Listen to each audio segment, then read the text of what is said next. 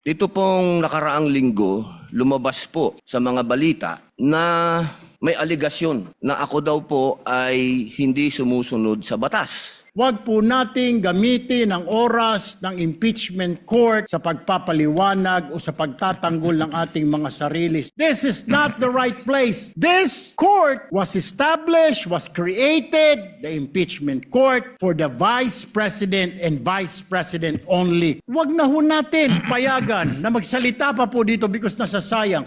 It is useless to argue a legal point with a non-lawyer.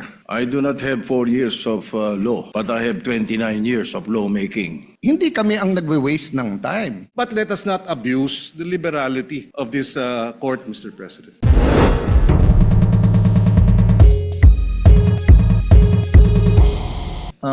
Senator Judge Padilla, sir, what is your pleasure? Maraming salamat po sa ating tagapamahalang hukom at sa ating pong ginoong Pangulo.